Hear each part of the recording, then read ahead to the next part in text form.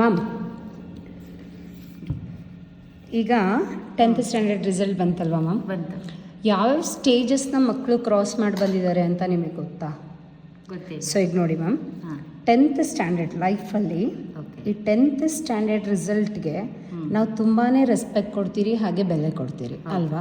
So ನಾವಿವಾಗ ಬೇರೆ ಕ್ಲಾಸಸ್ಸಲ್ಲಿ ಮಕ್ಕಳು ರಿಸಲ್ಟ್ ತೊಗೊಂಡಾಗ, ಅವ್ರು A+ ತೊಗೊಂಡಾಗ, ಕ್ಲಾಸ್ ಫಸ್ಟ್ ತೊಗೊಂಡಾಗ ಇರೋವಂಥ ಸಂತೋಷ, ಮ್ಯಾಕ್ಸಿಮಮ್ ನಮಗೆ 10th ಸ್ಟ್ಯಾಂಡರ್ಡಲ್ಲಿ ಆ ಒಂದು ರಿಸಲ್ಟ್ಗೆ ನಾವು ತುಂಬಾ ರೆಸ್ಪೆಕ್ಟ್ ಕೊಡ್ತೀರಿ ಅಲ್ವಾ?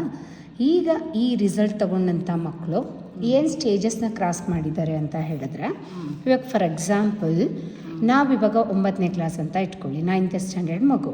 ಆ ಮಗು ಏನೇನೆಲ್ಲ ಎಕ್ಸಾಮ್ ಬರೆಯುತ್ತೆ ಅಂದರೆ, ಒಂದು FA1 ಬರೆಯುತ್ತೆ, FA2 ಎಕ್ಸಾಮ್ ಬರೆಯುತ್ತೆ, ಹಾಗೆ SA1 ಎಕ್ಸಾಮ್ ಬರೆಯುತ್ತೆ, FA3 ಅಟೆಂಡ್ ಮಾಡ್ತಾರೆ, ಹಾಗೆ FA4 ಮತ್ತು ಆ್ಯನ್ಯುವಲ್ ಎಕ್ಸಾಮ್ ಅಂತ ಹೇಳಿದ್ರೆ SA2 ಆ್ಯನ್ಯುವಲ್ ಎಕ್ಸಾಮ್ ಅಂತ ಹೇಳಿದಾಗ SA2 ಎಕ್ಸಾಮ್ ಬರೆದಿದ್ದ ತಕ್ಷಣ we give pass for them ಅಲ್ವಾ? ಇಷ್ಟು ಸ್ಟೇಜಸ್ನ ಮಕ್ಕಳು ಕ್ರಾಸ್ ಮಾಡ್ತಾರೆ ಎಲ್ಲಿ? Till 9th ಸ್ಟ್ಯಾಂಡರ್ಡ್ವರೆಗೂ. ಸೊ ಅದೇ ನೀವು 10th ಸ್ಟ್ಯಾಂಡರ್ಡಲ್ಲಿ ಮಕ್ಕಳಿಗೆ ಯಾವೆಲ್ಲ ಚೇಂಜಸ್ ಆಗುತ್ತೆ, ಯಾಕಷ್ಟೆಲ್ಲ ಮಕ್ಕಳಿಗೆ ಕೇರ್ ತೊಗೊಂಡು ಓದಿ ಅಂತ ಹೇಳ್ತೀವಿ ಅಲ್ವಾ? ಮಕ್ಕಳಿಗೆ ಹೇಳ್ಕೊಡ್ತೀರಿ, ತುಂಬ ಕಾನ್ಸಂಟ್ರೇಟ್ ಮಾಡಿ, ಬೇರೆ ಆ್ಯಕ್ಟಿವಿಟೀಸ್ನ ನಿಲ್ಲಿಸ್ತೀರಿ ಮಕ್ಕಳಿಗೆ. ಹಾಗೆ ಅದ್ರ ಇಂಪಾರ್ಟೆನ್ಸ್ನ ಪದೇ ಪದೇ ನಾವು ತಂದೆ ತಾಯಿಗಾಗಿರ್ಬೋದು, ಮಕ್ಳಿಗಾಗಿರ್ಬೋದು ನಾವು ಹೇಳ್ತಾ ಇರ್ತೀರಿ. ಬಿಕಾಸ್ ಇವರು ಫಸ್ಟ್ ಟೈಮ್ ಏನು ಅಂತ ಹೇಳಿದ್ರೆ, ಅವ್ರ ಟೀಚರ್ಸ್, ಅವ್ರ ಸ್ಕೂಲಲ್ಲಿರುವಂಥ ಟೀಚರ್ಸ್ ಅಲ್ಲದೆ ಬೇರೆ ಕಡೆಯಿಂದ ಬರುವಂಥ ಒಂದು ಕ್ವೆಶನ್ ಪೇಪರನ್ನು ಮೊದಲನೇ ಬಾರಿಗೆ ಅವ್ರು ಏನು ಮಾಡ್ತಾರೆ, ಬೋರ್ಡ್ ಪೇಪರ್ಸ್ನ ಅಟೆಂಡ್ ಮಾಡ್ತಾರೆ. ಅಂದರೆ ಬೋರ್ಡಿಂದ ಏನಾಗುತ್ತೆ, ಎಕ್ಸಾಮ್ ಪೇಪರ್ಸ್ ಬರುತ್ತೆ, ಕ್ವಶನ್ ಪೇಪರ್. ಓಕೆನಾ? ಸೊ ಹಾಗಾದರೆ FA1, FA2, SA1, FA3, FA4 ಆಗಿದ ತಕ್ಷಣ ಆ್ಯನ್ಯುವಲ್ ಎಕ್ಸಾಮ್ ಬರುತ್ತೆ, ಅವ್ರು ಪಾಸ್ ಆಗಿಬಿಡ್ತಾರೆ 10th? ಇಲ್ಲ. ಸೊ ಇದ್ರ ಮಧ್ಯದಲ್ಲಿ ಮಕ್ಕಳೇನು ಮಾಡ್ತಾರೆ ಅಂದರೆ, ಸ್ಟೇಜಸ್ ಲೈಕ್ ಪ್ರಿಪ್ರೇಟರಿ 1 ಅಟೆಂಡ್ ಮಾಡ್ತಾರೆ, ಪ್ರಿಪ್ರೇಟರಿ 2 ಅಟೆಂಡ್ ಮಾಡ್ತಾರೆ, ಹಾಗೆ ಪ್ರಿಪ್ರೇಟರಿ 3 ಅಟೆಂಡ್ ಮಾಡ್ತಾರೆ. ಇದು ಬಂದು ನಮಗೆ ಗೊತ್ತಿರೋ ಹಾಗೆ ತಾಲೂಕ್ ಲೆವೆಲ್ಲಿಂದ ರೆಡಿ ಆಗಿರೋವಂಥ ಒಂದು ಕ್ವೆಶನ್ ಪೇಪರ್ ಮಕ್ಕಳಿಗೆ ಬರುತ್ತೆ. ಸೊ ಅದೇ ರೀತಿ ಅಲ್ಲಿ ಮಾರ್ಕ್ಸ್ ಬಂದ ನಂತರ, ಮಕ್ಕಳು ತೊಗೊಂಡ ನಂತರ ನಾವು ಕೂತ್ಕೊಂಡು ಅವ್ರಿಗೆ ಗೈಡ್ ಮಾಡ್ತೀರಿ, ಈ ಥರ ಅಟೆಂಡ್ ಮಾಡಿ ಅಂತೆಲ್ಲನೂ ಕೆಲವೊಂದು ಮಾಡೆಲ್ ಪೇಪರ್ಸ್ನ ಕೊಡ್ತೀರಿ, ಎಲ್ಲನೂ ಮಾಡ್ತೀರಿ. ಅದೇ ರೀತಿ ನೆಕ್ಸ್ಟ್ ಮಕ್ಕಳು ಅಟೆಂಡ್ ಮಾಡೋದು ಡಿಸ್ಟ್ರಿಕ್ಟ್ ಲೆವೆಲ್ ಕ್ವಶನ್ ಪೇಪರನ್ನು ಅಟೆಂಡ್ ಮಾಡ್ತಾರೆ. ಬೋರ್ಡಿಂದ ಬರೋವಂಥ ಒಂದು ಡಿಸ್ಟ್ರಿಕ್ಟ್ ಲೆವೆಲಲ್ಲಿ ಬರೋವಂಥ ಕ್ವಶನ್ ಪೇಪರನ್ನು ಮಕ್ಕಳು ಅಟೆಂಡ್ ಮಾಡ್ತಾರೆ. ಅದಾದಮೇಲೆ ನೆಕ್ಸ್ಟ್ ಅವರು 3rd ಪ್ರಿಪ್ರೇಟರಿ ಅಂದರೆ ಸ್ಟೇಟ್ ಲೆವೆಲ್ ಪ್ರಿಪ್ರೇಟರಿನ ಅವ್ರು ಅಟೆಂಡ್ ಮಾಡ್ತಾರೆ. ಓಕೆನಾ? ಸೊ ಇದು ಮೂರೂ ಕೂಡ ಈ ಒಂದು ಫೈನಲ್ ಎಕ್ಸಾಮ್ ಅಟೆಂಡ್ ಮಾಡೋದಕ್ಕೆ ಮಕ್ಕಳಿಗೆ ಬೇಕಾದಂಥ ಪ್ರಿಪ್ರೇಷನ್ಸು. ಓಕೆ? ಸೊ ಈ ಒಂದು ಎಕ್ಸಾಮ್ ಅವರ ಮಾರ್ಕ್ಸು ಯಾವ ರೀತಿ ಡಿವೈಡ್ ಆಗಿರುತ್ತೆ ಅಂತ ಹೇಳಿದ್ರೆ, ನಾರ್ಮಲಿ ಅವ್ರಿಗೆ 2 ಕೈಂಡ್ಸಲ್ಲಿ ಇರುತ್ತೆ ಮ್ಯಾಮ್. ಇವಾಗ ಸಾಲಿಡ್ ಬಂಚಲ್ಲಿ ಹೇಳಬೇಕು ಅಂತ ಹೇಳಿದ್ರೆ, ಫಸ್ಟ್ ಲ್ಯಾಂಗ್ವೇಜ್ಗೆ ಮಕ್ಕಳಿಗೆ ಬಂದು 125 ಮಾರ್ಕ್ಸ್ ಇರುತ್ತೆ, ಹಾಗೆ ಬೇರೆ ಸಬ್ಜೆಕ್ಟ್ಸ್ಗೆ ಬಂದು 100 ಮಾರ್ಕ್ಸ್ ಇರುತ್ತೆ. ಸೊ ಇಲ್ಲಿ ಬಂದು ಏನಾಗುತ್ತೆ ಅಂತ ಹೇಳಿದ್ರೆ, 20 ಮಾರ್ಕ್ಸ್ ಅವರು ಇಂಟರ್ನಲ್ ಅಸೆಸ್ಮೆಂಟಲ್ಲಿ ತಗೊಳ್ತಾರೆ, ಇನ್ನು 100 ಮಾರ್ಕ್ಸ್ಗೆ ಅವರು ಫೈನಲ್ ಎಕ್ಸಾಮನ್ನು ಬರೀತಾರೆ. ಓಕೆನಾ?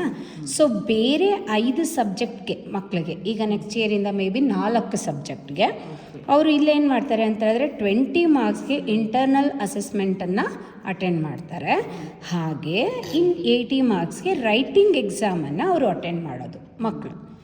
ಸೊ ಇಲ್ಲಿ ಬಂದು ಇದು ಸ್ಕೂಲಲ್ಲಿ ಕೊಡುವಂಥ ಮಾರ್ಕ್ಸು. ಟೀಚರ್ಸ್ ಯಾವ ರೀತಿ ಕೊಡ್ತಾರೆ, ಈ 20 ಮಾರ್ಕ್ಸ್ ಹಾಗೆ ಕಣ್ಮುಚ್ಕೊಂಡು ಈ ಮಗು ನನ್ನ ಅತ್ತೆ ಮಗಳು, ನನ್ನ ಫ್ರೆಂಡ್ ಮಗಳು, ನನ್ನ ಗೊತ್ತಿರೋ ಅಂಥವ್ರ ಮಗು ಅಂತ ನಾವೇನಾದರೂ ಕೊಟ್ಬಿಡ್ತೀರಾ?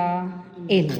ಸೊ ಹಾಗಿರಬೇಕಾದ್ರೆ ಈ 20 ಮಾರ್ಕ್ಸನ್ನು ನಾವು ಮಕ್ಕಳಿಗೆ ಕೊಡಲಿಕ್ಕೆ ಅವ್ರಿಗೆ ಅಚೀವ್ಮೆಂಟ್ ಟೆಸ್ಟ್ 1 ಅಂತ ಕೊಡ್ತೀರಿ, ಅಚೀವ್ಮೆಂಟ್ ಟೆಸ್ಟ್ 2 ಅಂತ ಕೊಡ್ತೀರಿ, as well as achievement test 3 ಅಂತ ಕೊಡ್ತೀರಿ, ಹಾಗೆ ಅಚೀವ್ಮೆಂಟ್ ಟೆಸ್ಟ್ 4 ಅಂತ ಕೊಡ್ತೀರಿ. ಸೊ ಈ ಒಂದು ಅಚೀವ್ಮೆಂಟ್ ಟೆಸ್ಟ್ 1 ಕೊಟ್ಟಾಗ, so we conduct for 20 marks. Okay?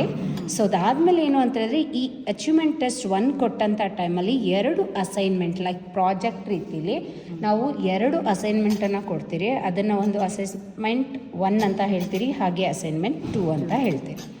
We call it like A project. ಅದೇ ರೀತಿ ಅಚೀವ್ಮೆಂಟ್ ಟೆಸ್ಟ್ 2 ಟೈಮಲ್ಲೂ ಕೂಡ 2 ಪ್ರಾಜೆಕ್ಟನ್ನು, ಹಾಗೆ ಇಲ್ಲೂ ಅಚೀವ್ಮೆಂಟ್ ಟೆಸ್ಟ್ 3 ಟೈಮಲ್ಲೂ ಕೂಡ 2 ಪ್ರಾಜೆಕ್ಟನ್ನು ಮಕ್ಕಳಿಗೆ, ಹಾಗೆ ಅಚೀವ್ಮೆಂಟ್ ಟೆಸ್ಟ್ 4ಅಲ್ಲಿ 2 ಪ್ರಾಜೆಕ್ಟನ್ನು ನಾವು ಮಕ್ಕಳಿಗೆ ಕೊಡ್ತೀರಿ. ಇದು ಯಾವ ರೀತಿ ಕ್ಯಾಲ್ಕುಲೇಟ್ ಆಗುತ್ತೆ ಮಾರ್ಕ್ಸ್ ಅಂತ ಹೇಳಿದ್ರೆ, ಅಚೀವ್ಮೆಂಟ್ ಟೆಸ್ಟನ್ನು 20 ಮಾರ್ಕ್ಸಿಗೂ, ಈ ಒಂದು ಅಸೈನ್ಮೆಂಟ್ಸ್ನ ಬಂದು 15 ಮಾರ್ಕ್ಸ್ಗೆ ನಾವು ಕಂಡಕ್ಟ್ ಮಾಡ್ತೀರಿ. 15 + 15 + 20 ಅಂತ ಹೇಳಿದಾಗ, ಸೊ ಈ ಒಂದೇನಾಗುತ್ತೆ ಅಂತ ಹೇಳಿದ್ರೆ normally we conduct for 50. So next time also we conduct for 50, next time also we conduct for 50, we conduct for 50. ಈ ಟೋಟಲ್ ಮಾರ್ಕ್ಸನ್ನು ನಾವು ಪರ್ಸೆಂಟೇಜ್ ವೈಸು ರಿಡಕ್ಷನ್ ಮಾಡಿ 20ಗೆ ಎಷ್ಟು ತೊಗೊಳ್ತಾರೆ ಮಕ್ಕಳು ಅದನ್ನು ಕೊಡ್ತೀರಿ. ಇದನ್ನು ಇಂಟರ್ನಲ್ ಅಸೆಸ್ಮೆಂಟ್.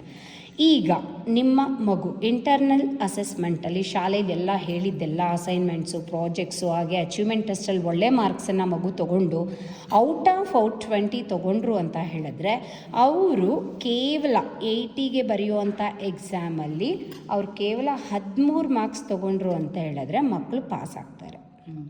ಈ 20 + ಈ 13 ಮಾರ್ಕ್ಸ್ ಆ್ಯಡಪ್ ಆಗಿ ಮಗು 33 ಮಾರ್ಕ್ಸನ್ನು ತೊಗೊಂಡ್ರೆ ಪಾಸ್ ಆಗ್ತಾರೆ. ಸೊ ಅದೇ ರೀತಿ ಇಲ್ಲೂ ಹಾಗೆಯೇ ಮಕ್ಕಳಿಗೆ ಈ ಕನ್ನಡದಲ್ಲಿ 25 ಇಂಟರ್ನಲ್ ಮಾರ್ಕ್ಸಿಗೆ ಇರುತ್ತೆ. ಸೊ ಹಾಗೆ 100 ರೈಟಿಂಗ್ ಎಕ್ಸಾಮ್ ಇರುತ್ತೆ. ಮಕ್ಕಳು ಕಷ್ಟಪಡಬೇಕಾಗಿರೋದು ಇಲ್ಲಿ 20 ಮಾರ್ಕ್ಸು ಶಾಲೆಯಿಂದ ಮತ್ತು ಅವ್ರು ಮಾಡುವಂಥ ಆ್ಯಕ್ಟಿವಿಟೀಸಿಂದ, ಅವ್ರು ಮಾಡುವಂಥ ಒಂದು ಅಚೀವ್ಮೆಂಟ್ ಟೆಸ್ಟಲ್ಲಿ ತೊಗೊಳ್ಳುವಂಥ ಮಾರ್ಕ್ಸಿಂದ ಕ್ಯಾಲ್ಕುಲೇಟ್ ಆದರೆ, ಅವರು ರೈಟಿಂಗ್ ಎಕ್ಸಾಮಲ್ಲಿ 80 ಮಾರ್ಕ್ಸಿಗೆ ಅವ್ರು ತೊಗೊಳ್ಳೋದು ಎಷ್ಟು ಅಂತ ಹೇಳಿದ್ರೆ 13 ಮಾರ್ಕ್ಸನ್ನು ಅವರು ತೊಗೋಬೇಕಾಗತ್ತೆ ಪಾಸ್ ಆಗೋದಕ್ಕೆ. ಸೊ ಇಷ್ಟು ಮಾರ್ಕ್ಸನ್ನು ತೊಗೊಂಡು ಅವ್ರು ಏನು ಮಾಡಬೇಕಾಗತ್ತೆ, ಎಕ್ಸಾಮಲ್ಲಿ ಅಟೆಂಡ್ ಮಾಡಬೇಕಾಗತ್ತೆ. ಇದು ಮೋಸ್ಟ್ ಇಂಪಾರ್ಟೆಂಟಾಗಿ ನಮ್ಮ 10th ಮಕ್ಕಳು ಕ್ರಾಸ್ ಮಾಡುವಂಥ ವಿಚಾರ. ಸೊ ಇದನ್ನು ಪ್ರಾಪರಾಗಿ ಮಾಡಿದ್ರು ಅಂತ ಹೇಳಿದ್ರೆ ಅವ್ರು ಕೇವಲ 13 ಅಲ್ಲ, 80ಗೆ 73 ತೊಗೋಬೋದು, ಇಲ್ಲ ಅಂತ ಹೇಳಿದ್ರೆ 80ಗೆ 80 ಕೂಡ ತೊಗೋಬೋದು. ಒಳ್ಳೆ ಮಾರ್ಕ್ಸನ್ನು ಮಕ್ಕಳು ಸ್ಕೋರ್ ಮಾಡ್ಬೋದು.